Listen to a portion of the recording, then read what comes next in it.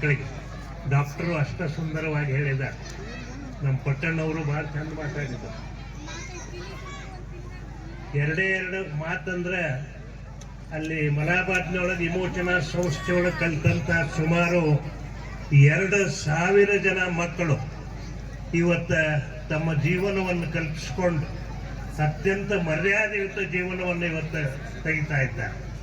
ಒಂದೇ ಒಂದು ಉದಾಹರಣೆ ಅತ್ಯಂತ ಅಭಿಮಾನದಿಂದ ಕೊಡ್ಬೇಕಂದ್ರೆ ಇವತ್ತು ಬಾಗಲಕೋಟೆಯ ಡೆಪ್ಯೂಟಿ DC ನಮ್ಮ ವಿಮೋಚನಾ ಶಾಲೆಯ ವಿದ್ಯಾರ್ಥಿ ನನ್ನ ಮಗ ಅಂತ ಹೇಳಲಿಕ್ಕೆ ನನಗೆ ಅತ್ಯಂತ ಆನಂದ ಅನ್ನಿಸ್ತದೆ.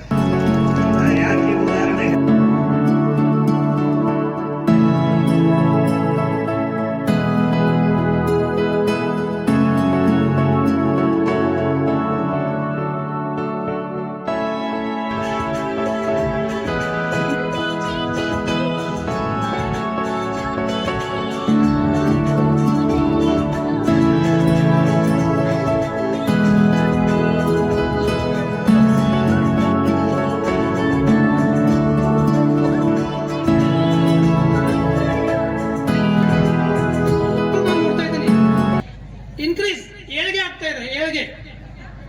ಅದು ಇಷ್ಟ ಏಳಿಗೆ ಕಾರಣ ನಮ್ಮ ಅಧ್ಯಕ್ಷರ ಕಠಿಣ ಪರಿಶ್ರಮ, ಅವರ ಕರ್ತವ್ಯ, ಇಡೀ ಜೀವನ ಉದ್ದಕ್ಕೂ ಸಂಘಕ್ಕೆ ಅವ್ರು ಮಾಡಿದ ಸೇವೆ, ಎಲ್ಲ ಪ್ರಗತಿಗೆ ಒಬ್ಬರ ಕಾರಣ ಅವರು ಸಂಘದ ಅಧ್ಯಕ್ಷರಾದಂಥ ನಮ್ಮ ಮಾನ್ಯ BL ಪಾಟೀಲ್ ಸಾಹೇಬರು.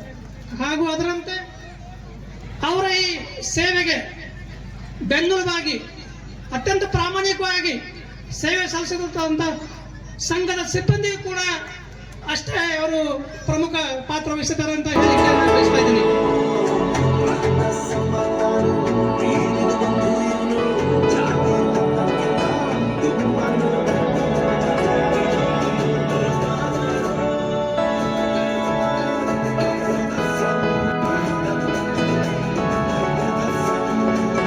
ಭಾಷೆಯನ್ನ ಬಿಟ್ಟು ಇನ್ನೊಂದು ಭಾಷೆಯನ್ನ ಕಲಿಬೇಕಾಗ್ತದೆ.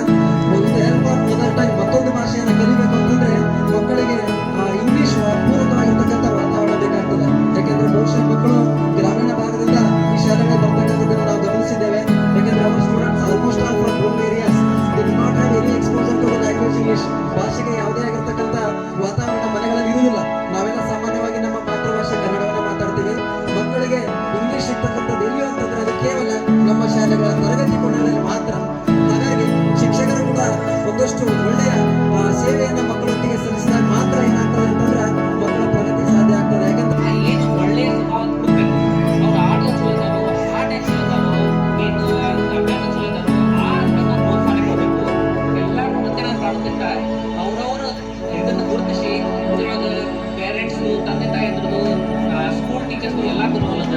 ಸೊ ನಾವೆಲ್ಲರೂ ಕೂಡಿಸಿ ನಮ್ಮ ಮುಂದಿನ ಜನ್ರೇಷನ್ಗೆ ಚಲೋ ಮಾಡೋಣ ಅಂತ ಹೇಳಿ ಪ್ರಯತ್ನ ಮಾಡಲಿಕ್ಕೆ ಇದೊಂದು ಪಣ ತೊಟ್ಟು ಒಂದು 4 ವಿಷಯ ಹೇಳಿ ನನ್ನ ಮಾತು ಮುಗಿಸ್ತೇನೆ.